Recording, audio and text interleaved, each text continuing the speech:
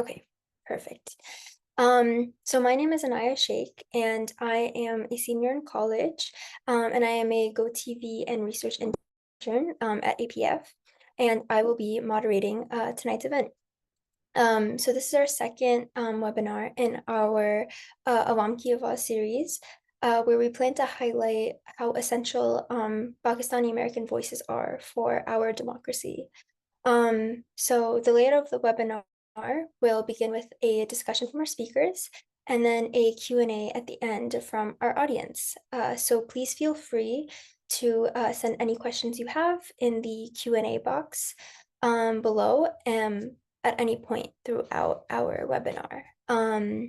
But before I begin, I wanted to give a quick shout out to upcoming events that APF has, including a youth info session. So I'm just going to paste that in the link in the chat box for everyone to see. And then secondly, most importantly, if you haven't already, please sign our Pledge to Vote campaign to use your voice to empower your community. So I'm also going to paste the link to that in the chat box. So now I would like to introduce our first panelist. Reina Laurie is a governing board member of the Santa Clara County Board of Education. She is an advocate for raising awareness for better diagnostics and therapeutics for tick-borne diseases, especially for women. She is also on the executive board of the Democratic Activists for Democrat Now, Democratic Activists for Women Now, sorry, which advocates for policies to protect the rights and well-being of women. Our second panelist is Warda Khalid, who currently serves in the U.S. Department of State and is the founder of Polygon Education Fund, which is a national civic education and advocacy organization strengthening American Muslim engagement in Congress. The third speaker for today is Dr. Sadaf Jaffer, who is an associate research scholar and lecturer at Princeton University. She's a policy expert with more than 15 years of public engagement and governmental expertise. She has also previously served in New Jersey State Legislature, where she represented the 16th Legislative District.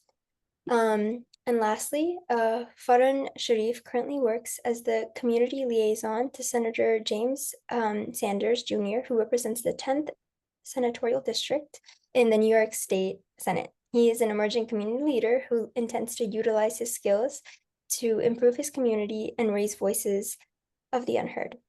As for our host this evening, Khadijah Zahid is a research and GoTV intern and is elated to hear from you today.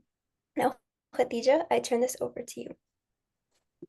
Thank you, Anaya, for those terrific opening remarks, and welcome everybody. Thank you especially to the panelists for joining us. This webinar is going to be all things advocacy and its active and very needed role in civic engagement, whether that is in federal or just your local or state elections. So let's just jump right into it. I would love to start off with two broader questions for all four of our panelists, and whoever feels most eager is welcome to begin. But the first question is, how has your personal experience as a Pakistani American influenced your approach to advocacy, particularly in relation to voting and democratic participation?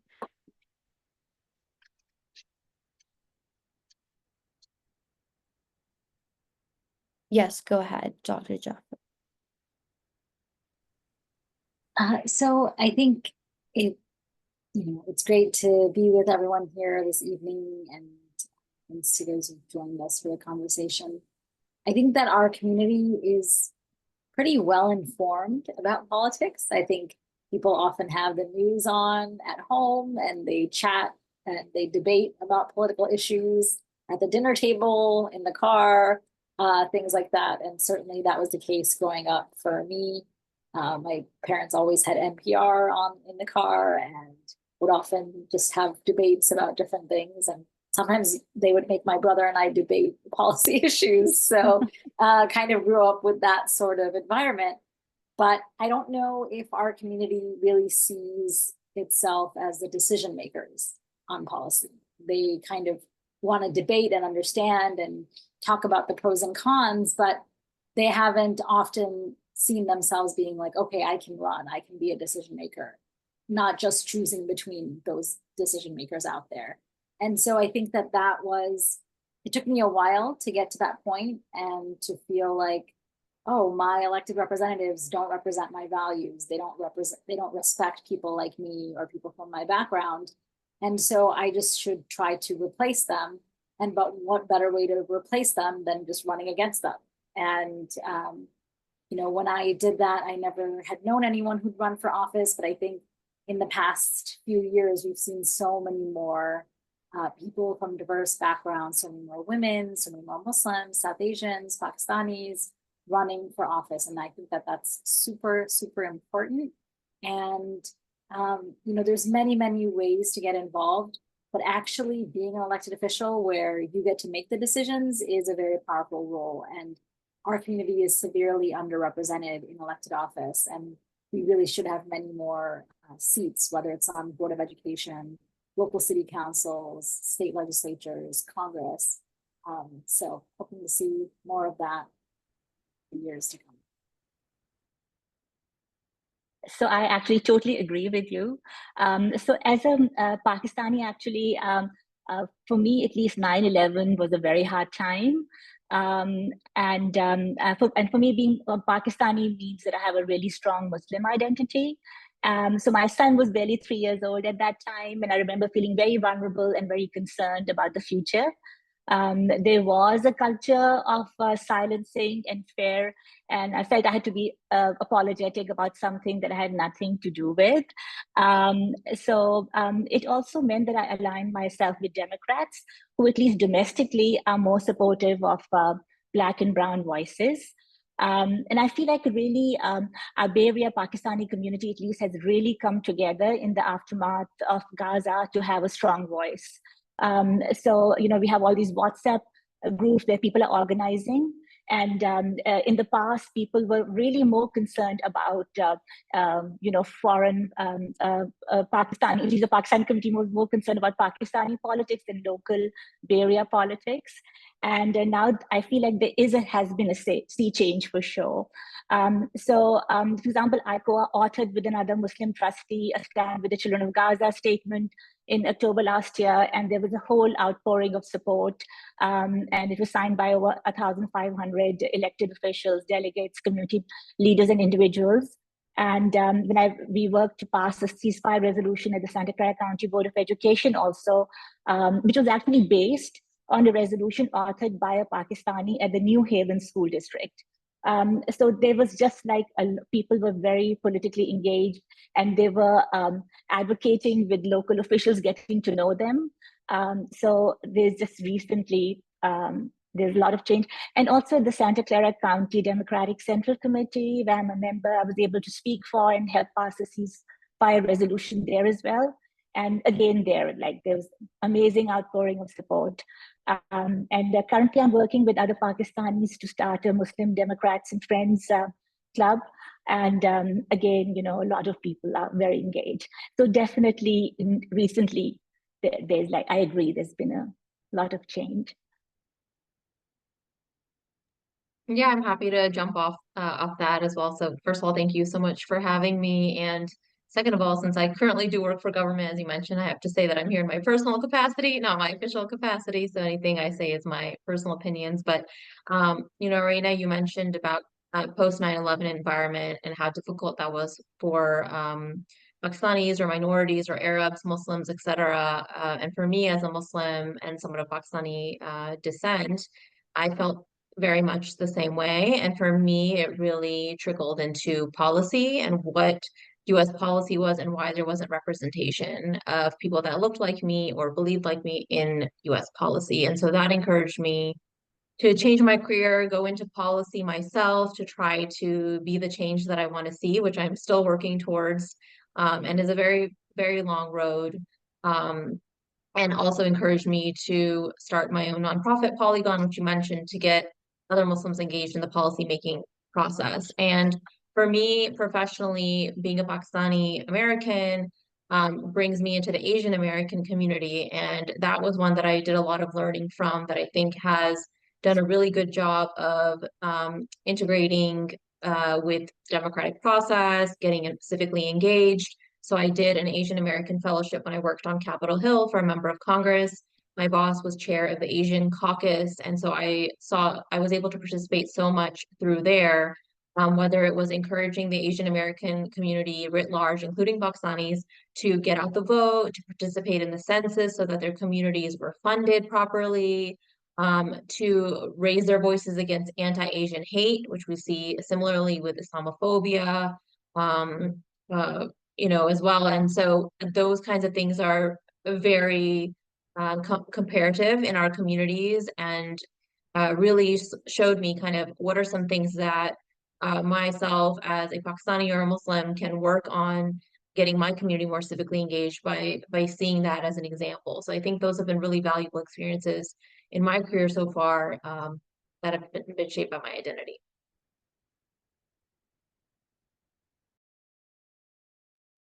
Yes, go ahead. Can you hear me? All right, thank you. Greetings everyone. Assalamu alaikum. My name is Farhan Sharif, and I really, from the bottom of my heart, would like to thank the American Pakistani Foundation for inviting me to this webinar. I do have to know two things. Firstly, as you mentioned, that I work for New York State Senator James Sanders Jr. So I am also here on my own personal capacity, and I am recusing myself of any official duties as of right now. So I'm just speaking entirely for myself. And this actually happens to be my first webinar and the first time that I'm ever a panelist. So, it's really an honor to be here and to speak. Yeah, so, with this question, I'd really have to speak about my own experience and how I got interested in politics and how I got interested to becoming what I am today. You see, back when I was a little kid, I really had an interest in history, geography, international relations. That was really my interest. So, back when I was a kid, when I received my first phone in the 7th grade, naturally, I thought the internet was a space where it was a very large library. It was like an infinite library. That's how I thought of it as a kid.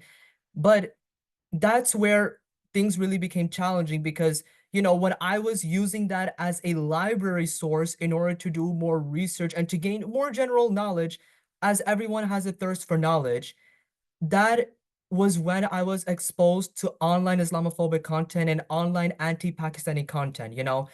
There were so many terrible things that were said about my community, such as that we don't belong in this country, that we should be deported, and etc., and that we were terrorists. And I can go on and on with this list. I would have to say that middle school was one of the biggest challenges and the biggest tests of my life because that was a time when I had an identity crisis. I really struggled that I was born into a Pakistani American family and I was born as a Muslim. And here I'm being exposed to such dirty filth. And I'm gonna call it that because that's what it was, saying that my community is this, my community is that, and you know, I was like, this is not who I want to be. This is not how I want people to think about me. And there was really a time when I pitied my own identity, where there were times when I would secretly wish to myself that I wish I was not born as a Muslim, and I wish I was not born as a Pakistani American. And just even saying it now and recalling those memories really does hurt me. And, thankfully, though, I did move on from that phase as I grew up and I got into high school. I did my own research and just found out that there were nothing but racist smears and lies and, nothing more than that. And, I'm here now to say that I'm proud to be a Muslim and I'm proud to be an American with Pakistani roots. So, I'm really thankful for my identity. But there was another thing that I realized from that time. As much as I was hurt, as much I was traumatized, at the time I thought to myself that, okay, maybe there are some representatives of my community. Maybe there are some community leaders. Maybe there are some people of my community who are politicians, let's say, just like my friend over here, Dr. Sadaf Jaffer was. I was trying to do my research online to see who were the Muslims, who were the Pakistanis, and believe it or not, at the time, and let me just say for time context that this was around 2014, there was only one member of Congress that was a Muslim, and his name is Keith Ellison. Now he's serving as the Attorney General for the state of Minnesota. And that was a time when I really, it really triggered awareness in me, where I thought that, okay, this is why we need representation. Because there are, listen, even till this day, and even in the future, racism is a thing that continues. This is a disease that's within all of us. A lot of people are going to be coming out saying nasty stuff about our community, whether it's the Pakistani American community or the Muslim community. The question is, who is going to be our voice to stick up against them? Who's going to be our voice and counter these arguments? That's when I was really inspired from my own experience and thought that, you know what? I need to make the daring move and be the one who needs to be an emerging community leader, so that I can hopefully be one of the voices of my community, because I'm going to tell you, the thought I had at the time was, if you do good for your own community, your actions show the kind of person you are, and the kind of person you are leaves a good impression about your own community to the entire world. That was the mindset I had at the time, and I just kept working my way up. And Alhamdulillah, by the grace of Allah Almighty, I am now serving as a community liaison to New York State Senator James Sanders Jr. But what I'm even more proud of is that it's been a year since I've been working in this profession, and one of the things that I'm proud of, as Dr. Sadaf Jaffer mentioned, was that there are people who are now starting to engage a lot in politics, and I'm seeing that firsthand from my own eyes. I mean, if you don't believe me, as I said before, we have my friend over here, Dr. Sadaf Jaffer, who was the first Pakistani American to serve in the New Jersey State Legislature. That itself is big progress, and this is what we need to keep working our way towards. So, in short, I see the sun over the horizon, and I feel very proud of my own community, and I feel proud of myself that I'm even over here. And I know that that little kid of me when I was in middle school, if he were in a time machine and see what's going on right now, he would sure as hell be reassured, and he would be very calm. Thank you for that, Farhan. Dr. Jaffer, did you want to include something to that? Oh, no, I was gonna clap. I accidentally Oh, I raised my see. hand, but I was just gonna clap for his position. Okay, got And it. also, Doctor, it's nice to also see you over here too. I know we've talked in the past, so it's actually nice to see you over here. Yes, go ahead, Reina. So I just wanted to add to what Farhan Sharif said, that, I went to a CARE event recently, and they do a lot of good research, and they talked about how Islamophobia is at a 30-year high right now, and 2022 actually was an all-time low. Since after October, of last year, everything changed. We do need advocates more than ever right now. Absolutely. Thank you. Thank you so much for the passion. It is precisely what we need, and it's also a perfect segue into our next question. How do we ensure that the voices of underrepresented groups within the Pakistani community, such as women, the youth, or the working class, how can we ensure those voices are amplified in our advocacy for democratic engagement?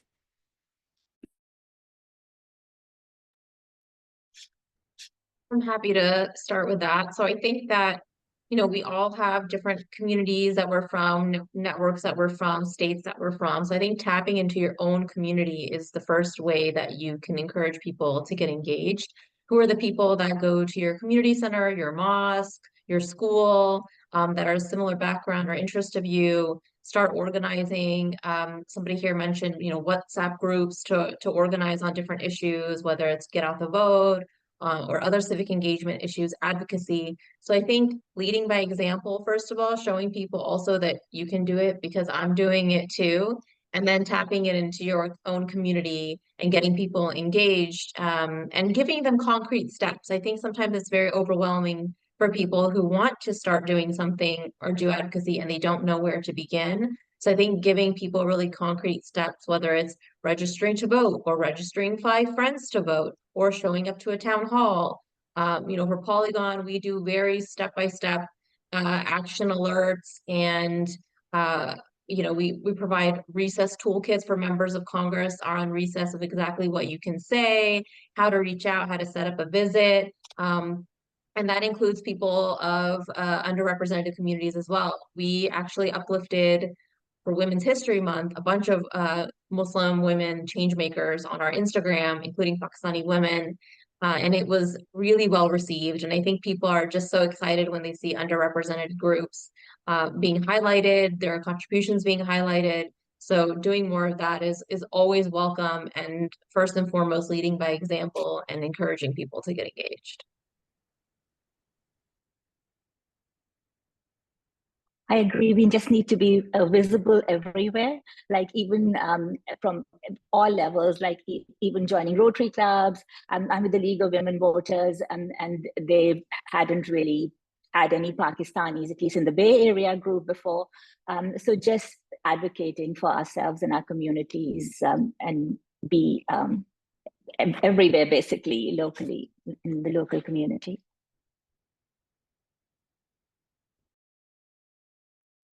Yes, please go ahead. So I actually learned this on a panel that I was on for Polygon about how Muslim Americans have the lowest engagement with elected officials. They don't email their elected officials. They don't make demands of their 17%. Yes. Only 17%, yeah. So, I think getting people in the habit of, if you're upset about a policy, don't just talk to your friends about it or post about it on social media. Send an email.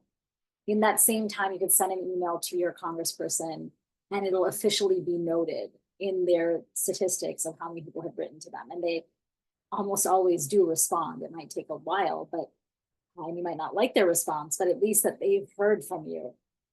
So I think it's shifting that mindset that you might not like what your elected officials are doing. And if that's the case, you have an absolute right to demand that they change their policy, to email them, to call them, to ask them for a meeting. So I think it's shifting the care and the passion that we have for politics and policy in our communities into what are practical steps that people can take that will make an impact. And certainly, this can be done in a social way. And when I ran for office, I had never known anyone who ran for office in any of my social circles. And then since then, a lot of people I know have run for office. So I think it's like a multiplying effect. If one of us does it and then we share it, oh, I voted, even if you vote and you post it on social media, it kind of has this multiplier effect that people are like, oh, I guess maybe I should vote if my friend or my colleague or my relative is voting. So I think this multiplier effect is definitely something to keep in mind. Yes, go ahead. Thank you. So I mean, I agree with what everyone said. Especially what Warda had said, that you need to tap into your own community. And I'm just gonna share a quick story. I'm gonna try to keep this as brief as possible. It's of a regret that I have from my life previously. So this has to do with community engagement and the importance of why we should know about who our representatives are, who our community organizations are, because this issue that I'm about to give an example of, if had I known who to go to and what to do, I probably, would be in a better spot. And, I kind of have this regret in life, but I'm going to tell you. So, a little bit before, when I started working for New York State Senator James Sanders Jr., I had done various jobs. And the first ever job that I had was that I was working as a cashier in Walgreens. This was some 3 years ago. And at the time, what happened was, there was a spike in robberies at the time in Queens, New York, of a lot of Rite Aid stores, Walgreens, and Duane Reade stores. And I remember very well that when I first started working there, everything was literally fine. And then very slowly, one robber would come in, two robbers would come in. Every day we would call the police. The police would never show up on time. And whenever they did show up, they would say, oh, make a report of whatever was stolen. And the managers, they became very frustrated to the point where they said, you know what? I'm not going to do all this work. I'm not even calling police anymore. So police would never even come, and the robberies continued and continued. Can you believe it? A year later, I nearly got assaulted by a robber himself, and he ended up stealing my keys. And he technically did hold me in hostage for a little while and said, you know, that don't move or else, and made a lot of threatening statements. And, you know, I remember at the time, only because I was respectfully, because I was ignorant at the time and did not know about my government systems and my local representatives.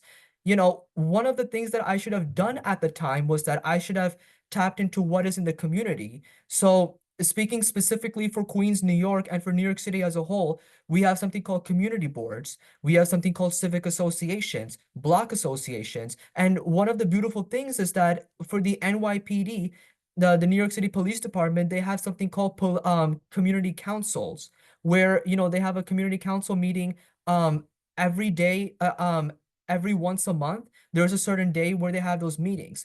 Now, what I should have done at the time, had I known that, is I should have approached the community council meetings. I should have approached the community board. I should have complained and said, hey, what is this nonsense? You know, we have these robberies going on. Customers don't feel safe. I nearly like got assaulted. God forbid, I could have lost my life for all we know. So, you know, this is the importance of why every single community and every background needs to know who's they need to know what's in their community and what resources they have. And that's one of the things that we're blessed with here in the United States, because unlike Pakistan, you know, I'm not sure how many of you are watching this that were born in Pakistan and then immigrated here later, or how many of you are elderly. But one thing that we can say is that Pakistan does not have much of the resources that we have over here. I mean, which police station in Pakistan has community council meetings every once a month, and where constituents come in and complain about the crime that's occurring in their areas? We're very blessed to be having that. We, as a Pakistani community, it is our job and responsibility to do our research and try to look into what we have in our community, you know?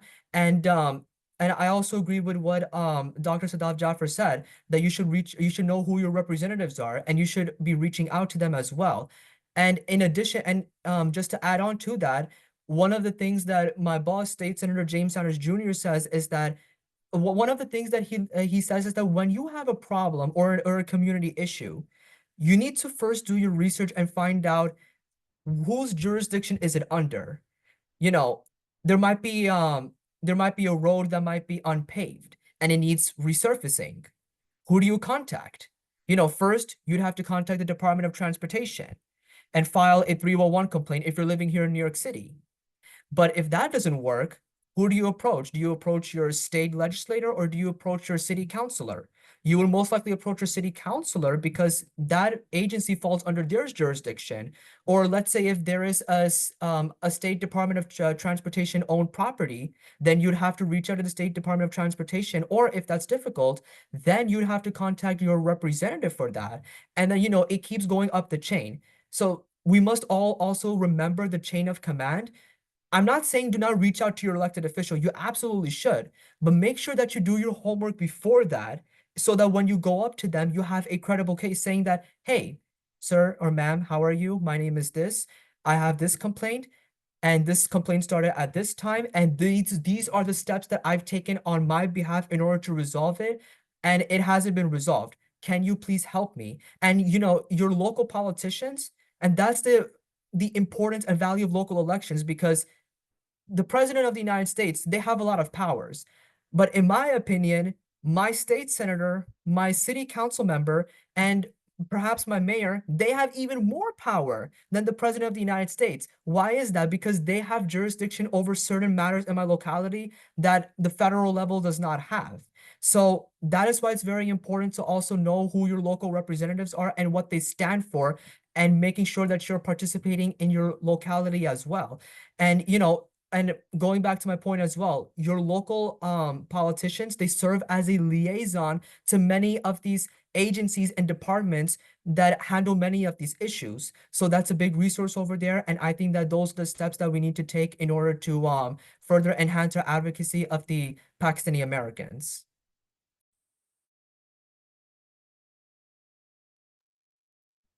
Thank you.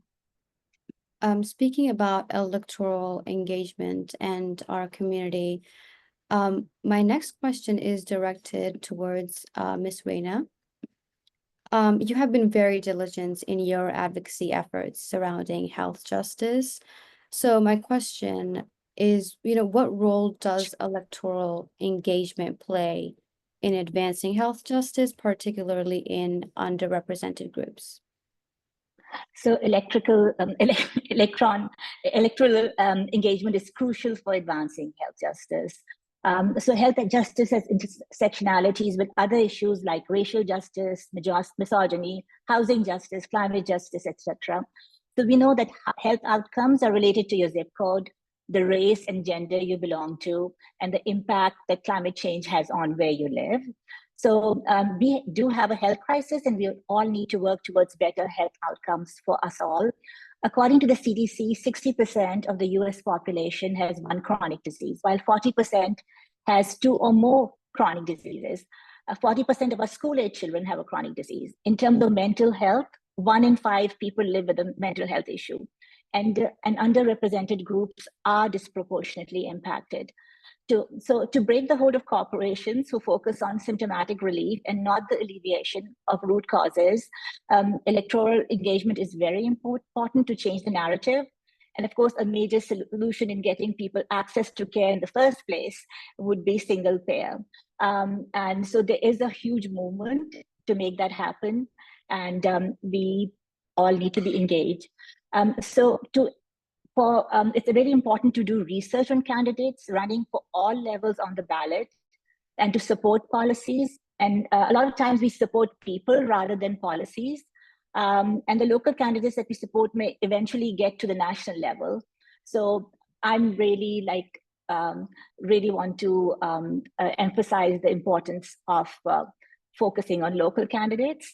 If you find candidates in line with your values, please not only vote, but also volunteer for them, canvass for them, and donate to their campaigns, and follow their work and hold them accountable. Thank you so much. Speaking about candidates and, supporting them, you are an elected official. In your capacity, how can advocates work to overcome systemic barriers to ensure, our community, any other marginalized community, how can we ensure they have a voice in healthcare decisions and the electoral process? So I was actually the advocate before I became an elected official. I think being a person of color means that we need literally to be in a constant advocate mode. We have all heard of the famous tennis player Serena Williams' case where her concerns about her health were ignored after childbirth, and it literally endangered her by putting her life at risk. In my own family, a family member got a tick-borne disease, and it took the medical system months to get the correct diagnosis, because early diagnosis is key to recovery, and that's true for a lot of diseases. So I have found that for successful advocacy, it is important to find allies. There's definitely power in numbers. I write articles in community newspapers, get involved with the Rotary Club, find elected officials whose values resonate with your values. And as I said, canvass, volunteer, phone bank, and make monetary contributions. And ask for appointments and meet with the candidates and elected officials to advocate for your community. And elected officials are generally happy to hear from their constituents. If elected officials hold town halls, please go to them and make your voices heard. And of course, run for office, but it really does provide an amazing platform. Get involved with democratic clubs, even the League of Women Voters. And actually men are also welcome to become members with the League. And also the local Democratic Central Committee meetings are open to the public. They have volunteer opportunities, and it gives you an opportunity to convey your concerns to party delegates. So that's what my advice would be. Yeah, thank you so much. I appreciate your perspective very much. And on that note, let's transition to our other elected official, Dr. Jaffer. And my first question is actually for you and Farhan. Given the unfortunate increase in negative stereotypes that Muslim communities have experienced in the past year, how has this shaped your advocacy for Pakistani American political engagement? Thanks so much for that. I think, there are various ways in which many of us are engaged in advocating for a ceasefire, for an end to weapons shipments to Israel.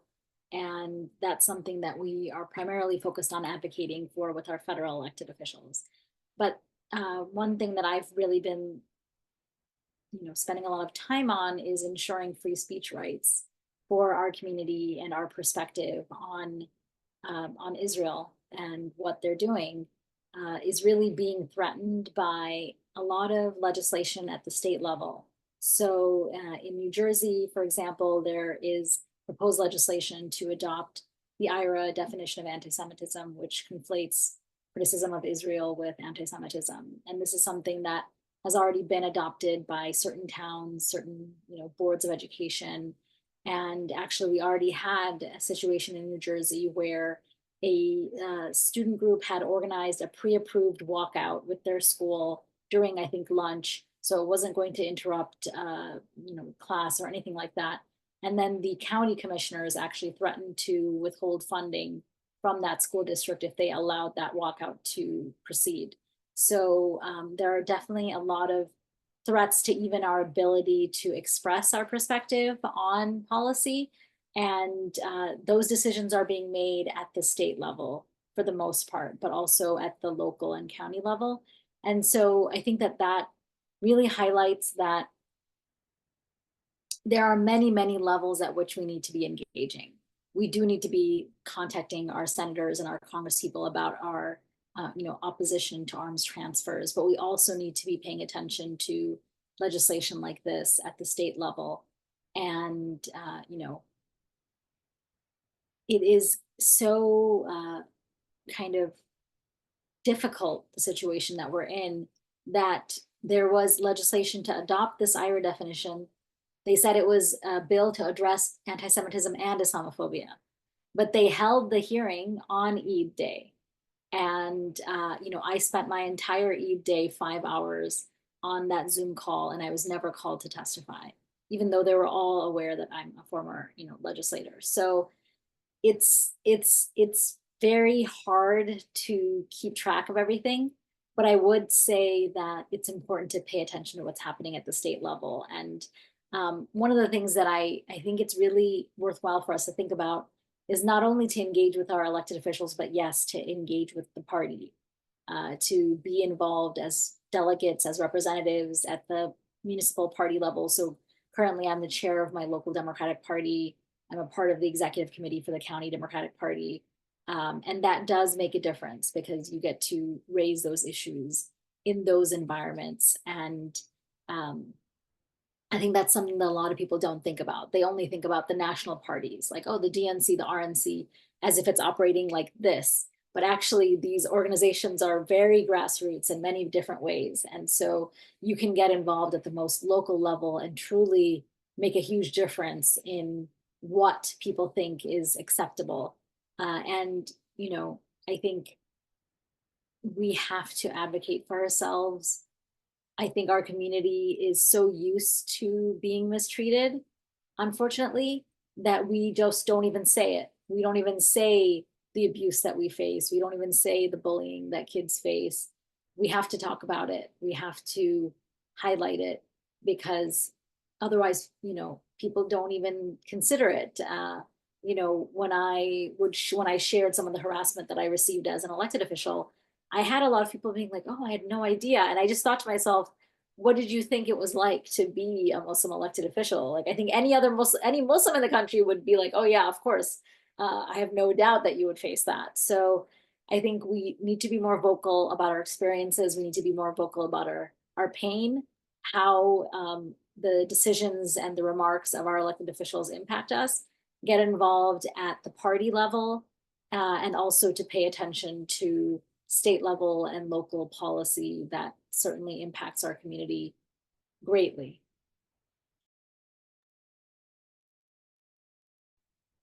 Yeah, so before I jump into the question, since the issue of the Gaza genocide was raised up, I do need to mention about me personally, about what happened after the whole Gaza genocide situation had started. And initially, when I first started my remarks, I said that the time of my middle school was my biggest test.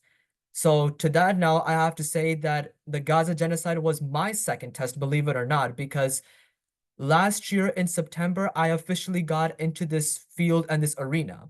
And a month later, this Gaza genocide unfortunately started, and without a doubt, our community continues to be hurt by all the innocents that are killed, and our elected officials just shamelessly stay silent. And not only that, but there has also been Islamophobia that I've personally witnessed, even in my college that I graduated from Baruch College. And I feel really sad having to share the story because, I love Baruch College a lot, and I'm continuing my education there as a master's in public administration candidate. But it is worth mentioning that about a few months ago, towards the end of the spring semester, there were allegations of harassment and Islamophobia that came up that came up at Baruch College. Around 20 people had alleged that ever since they had graduated from high school 2 years ago and are now in their second year of college, they had been receiving a lot of texts and a lot of emails from phishing accounts that were threatening them just because they were Muslims and just because they were women. These were sexual harassment allegations and these were Islamophobic allegations. And some of the language that's used, it's really dirty and disgusting. I cannot mention much of the stuff that was said over there. But the irony is that my college, they till this day have refused to release a statement condemning that. It's like, even if you're investigating it and trying to find out who it is, it's your job and responsibility as a college to quickly release a statement and condemn it. About last year around this time, there was an anti-Semitic attack that took place in my college where there were some people that used toilet paper and drew the swastika sign in a restroom. Immediately, within a few hours, Baruch College administration officials, they released a statement condemning that, and rightfully so. I agree with that. We all need to come out and condemn all types of racism, regardless of who's being targeted. But going back to my point in the story that I was about to say, when the Gaza genocide did start, it was a very difficult moment because, you know, and keep in mind, I was just very new at the time last year. So, I felt like I was compromising myself at the time because I did think that whatever was going on was wrong, absolutely without a doubt. But at the time, it was that if you even speak out to call for a ceasefire, you were somehow seen as a racist person and it was seen as controversial. We were at the point of humanity. Can you believe that? And, it was a very hard time for me thinking that, I got into this field to be a representative of my community, but am I becoming a sellout by staying silent about this? How can I stay silent when there are so many innocent children that are dying? And these videos were really hurting me, and at one point, I couldn't even go on social media anymore. So I would say that it was about April that I finally gathered the courage and I said, you know what? The middle school in me, if that kid were alive, if that kid traveled through a time machine right now and he saw what was going on, he would really be disappointed in me. That, why did I get into this? I got into this because of the Islamophobic content I was exposed to. So like I want to be here because I want to be one of the voices of my own community. If I'm going to stay silent, then what was the point of me even getting in this field in the first place to begin with? So, I finally gathered the courage and I said, no, I condemn this as a genocide because that's what it is. And I absolutely support calls for a ceasefire, and I fearlessly support those calls. And I started supporting many candidates such as Congressman Jamal Bowman when he was facing a tough re-election against someone who was backed by the Israeli lobby, someone who was backed by a genocide lobby. So I did whatever I could coming out to his rallies, contributing to him, because this is someone who was standing up for our community. Not only was he standing up for for the Palestinian Americans and the Muslim Americans, but during the time when there was a crisis in Pakistan 2 years ago, where there was a scuffle in the government and there were a lot of protests going on and there was a rise in authoritarianism, he was one of the few fearless voices that was actually standing up for the Pakistani people and condemning whatever was going on in Pakistan and being fearless enough to come out and support the Pakistani people. So I feel like that. And the thing is, this is an advice for everyone that's watching this right now, whether you're Pakistani or not, you should never fear being on the right side of humanity. And I'm saying this as a reminder for myself as well. You know, I feel like that this was the biggest challenge the first biggest challenge that happened when I entered into this arena, and this is certainly not going to be the last one, because you're going to be caught up with like, okay, I need to stand on what's right. Clearly, we know that what's going on is wrong right now in Palestine. There is a genocide going on, and we need to stop shipping weapons to Israel, because the more we keep shipping weapons to Israel, this genocide is going to continue. But if we speak out for Palestine, if we speak against the genocide that's going on in Gaza right now, we're seen as controversial. But we must be able to break through that fear and continue to raise our voices, because let me tell you, even if you see the pattern of history, at one point in time, it was wrong to speak out against slavery. It was wrong to speak out against segregation. And there were leaders like Martin Luther King, who was fearlessly advocating for his community and saying that we should have civil rights and equal rights for all people, regardless of the color of your skin. Now, if he sold himself off and just rose through the ranks and just met every politician and just said that I need to be in this arena, but like I need to stay quiet about what's going on, you think that our communities would have made progress? You think that the African American community would have made progress to what it is right now? Absolutely not. So, we need to be fearless enough to stand up for our own community and to fight for our own community and to fight for what's right. If you know that history is going to be on your side decades from now, even centuries from now, then why are you scared today? Let's create that pathway for our future generations to accept that what we are doing right now, the things that we're calling for right now, is the right thing. How are we going to do that? Is if we are fearless, right?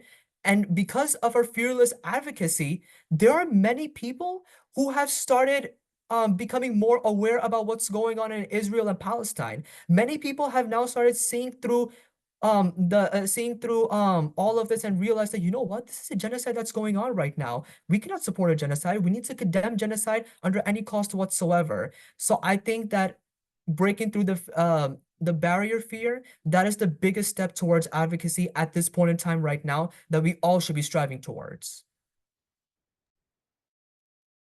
Thank you. Dr. Jaffer, you have your hand up.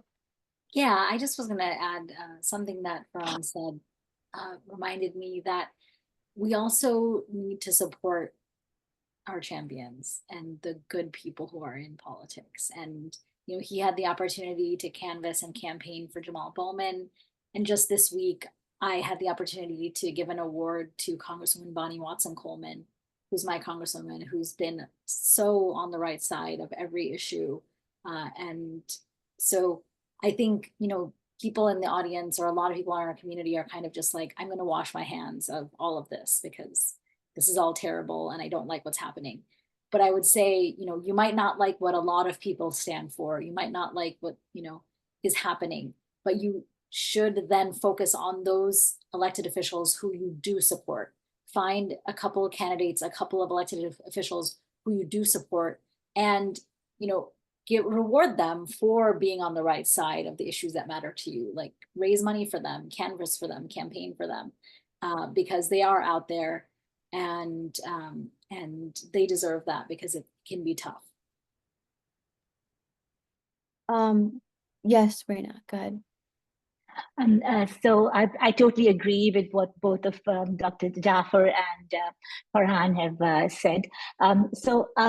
I went to the Democratic Party convention, and we had all the allies, all of us got together, and we had a kind of walkout with saying ceasefire now. So two of the candidates for Senate, for us becoming a senator, were really upset with us, gave us dirty looks. One of them said, I'm speaking, but then Barbara Lee, who was also running for Senate, turned around and joined us in the ceasefire chants. So and it was just really an amazing moment, because then people looked twice because the candidate for Senate was chanting with us. We really have to look for allies and advocate for them, because actually our allies also need support. We need to, just help people who are fighting for our causes. So, thank you. Thank you so much. That was so insightful. I would like to transition over to our last panelist of the night, Ms. Warda. You are doing amazing work at Polygon with, Muslim voices actively represented and heard in Congress is so imperative. And, I'd love to know, what role does advocacy play in building political power and encouraging electoral participation? So thank you for that question. I mean, as folks have been mentioning, advocacy plays such a huge role in building political power, in increasing representation, in making policy change, and that is precisely what we are teaching at Polygon. And we give people the tools on how to do that. Advocacy is essentially making your voice heard on any cause that you care about, whether it's foreign policy, whether it's domestic policy, whether it's healthcare, taxes, finance, anything, climate that you care about. Advocacy is the way to make your voices heard. And as my fellow panelists have stated throughout the evening, every level is important to advocate to, local, state, federal, because every single different position has different impacts on the laws and the policies of a community, of a state, and of a nation. And so I think advocacy plays a huge role. And I can give you one example of advocacy making a difference, and that was something that Polygon worked a lot on, and that was the Muslim travel ban. And so many people in our community were impacted by this ban. And at the time, I was working at a refugee and immigration organization, and so refugees were part of the ban from certain countries. So it was a refugee and Muslim travel ban is what it was referred to. And we spent years advocating against this ban, talking about why we shouldn't have a nationality-based ban in the US. It was anti-American, talking about how people should be welcome from all communities, talking about the importance of refugee contributions, teaching refugees and immigrants to advocate for themselves, to share their own stories about how the ban was affecting them, how living in the US has given them a better life, highlighting contributions of these communities to US economy and culture. And eventually, after many years of advocacy, we were very pleased that on day one of his presidency, President Biden repealed the Muslim travel ban. And so it is not a concern right now for communities by nationality to be banned from entering the US. And that was a huge win for us, for advocates, for allies who had worked so hard on this. I will say that ban is still on the books, so future president could reenact it again. So we still have work to do on that. And several members of Congress also actually just introduced a No Ban Act again to try to get that law repealed. But in the meantime, it was a huge victory to see how our advocacy had made an impact. And it was something to mobilize our community around. And as Dr. Jaffer said, the Muslim community was the least engaged in advocacy when it came to reaching out to local representatives or their members of Congress, and to see the community come so far has been really heartening on any issue, and for multiple issues now that are not just related to our community, but any issue that people care about. Thank you so much. We are running extremely low on time, but if we can answer one question from the Q&A box. Should Pakistanis just associate them with Democrats, or should we also expand our horizons to the Republican Party?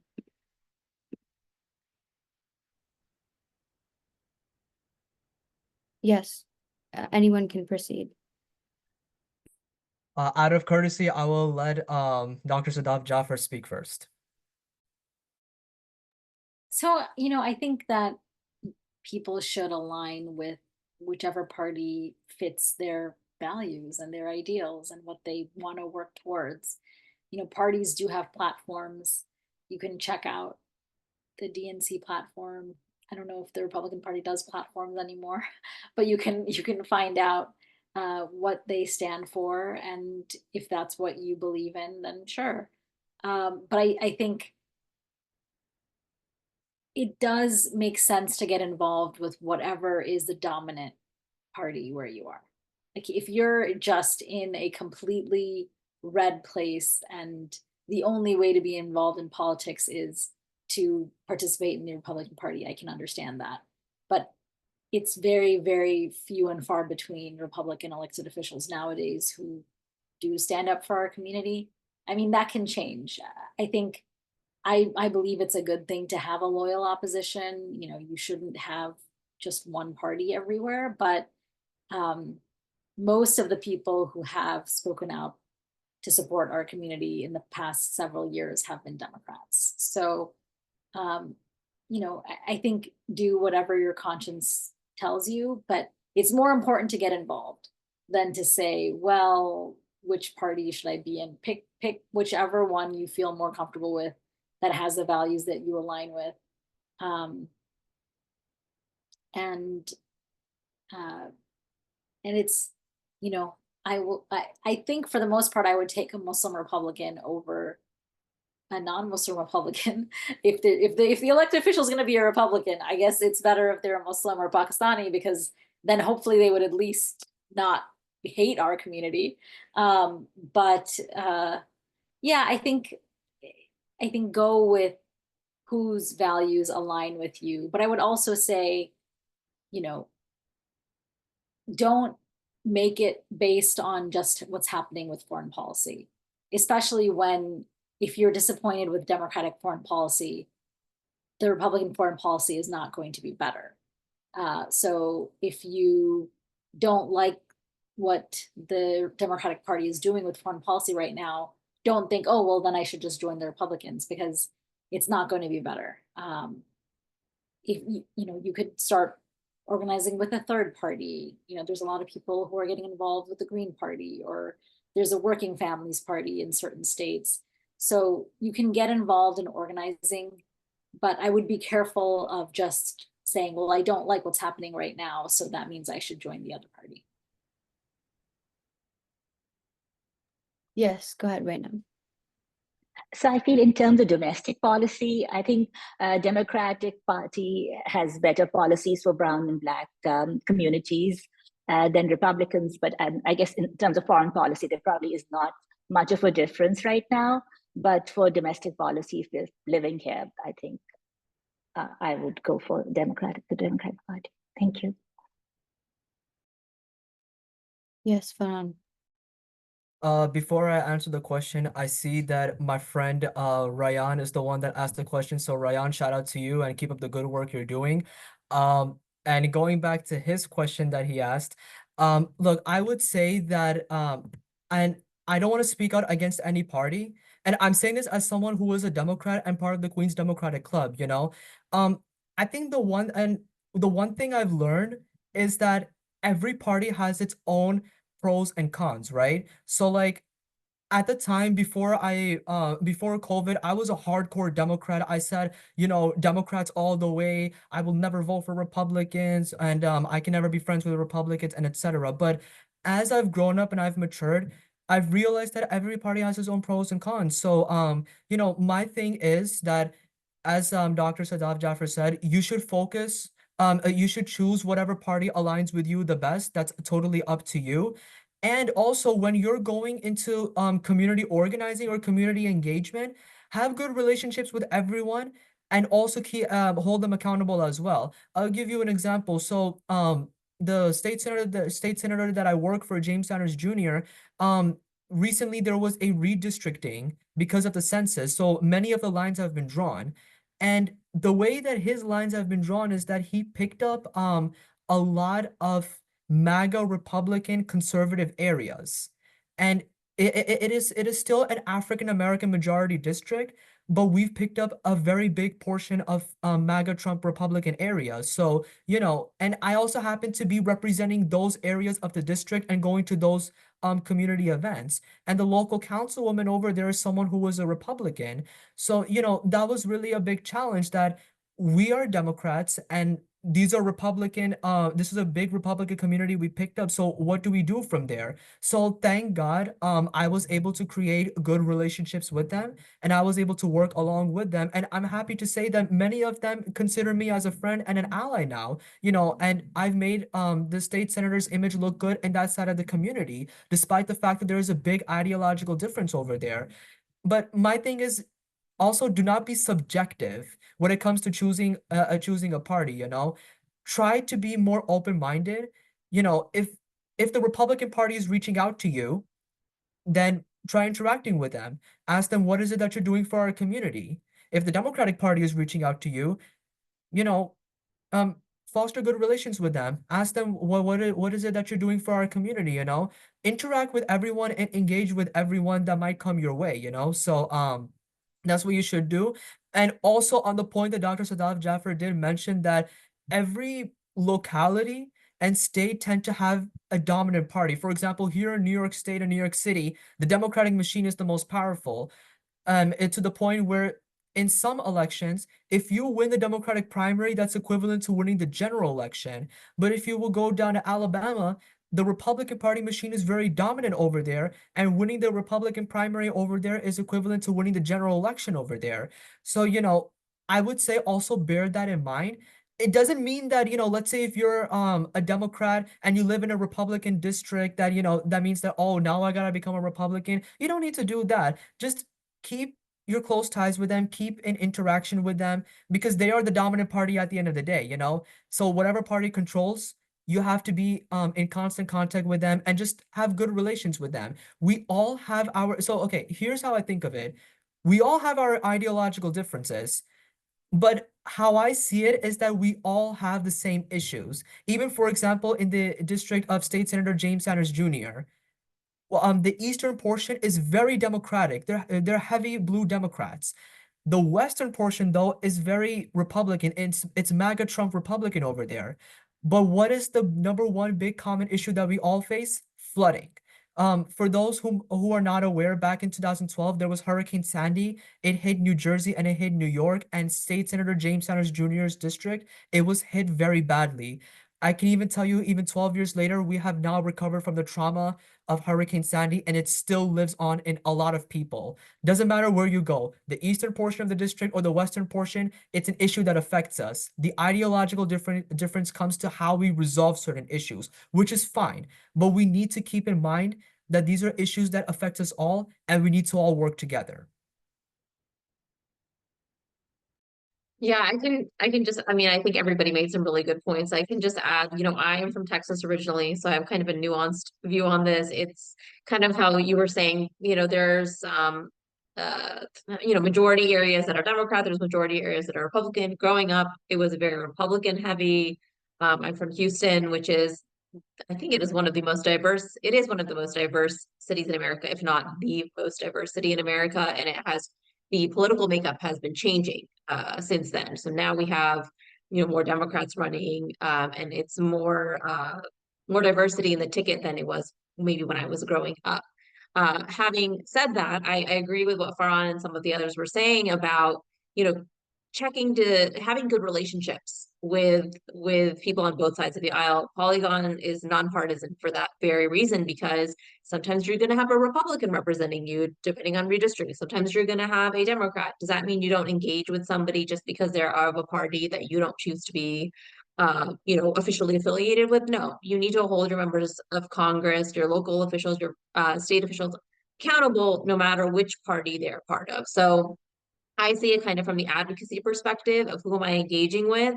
And no matter who is in office, I think you should engage with them and build a relationship with them, because at the end of the day, the most we can do when it comes to policy and advocacy is trying and putting in our own effort. And if we give up before we even start, we're definitely going to lose, right? So it is to our advantage to build relationships with both sides of the aisle, and try to encourage them to pass policies and make statements that do align with our values, and see what happens. So I think that's kind of how I approach it. Thank you so much for your words and for everything that you do. And to the audience, you know, in an effort to show out and demonstrate that our community is civically engaged, please consider signing our pledge to vote, which Anaya has shared in the chat already. And if there is nothing else, Anaya, would you like to proceed with closing remarks? Yeah, so thank you to everyone who attended, and thank you to our lovely panelists for their dedication to civic engagement and for Pakistani American representation in public service. As Khadijah mentioned before, if you missed the beginning, I have repasted the links to our pledge to vote, so please sign that. And then I also added a link to APF's upcoming events, our webinars, our future webinars, and please follow our social media, where we'll also post any future events. So thank you again to everyone for coming out, and I hope you all have a good night. Thank you. Thank you Thank you so so much. much for the Thank you so opportunity. Thank much. you.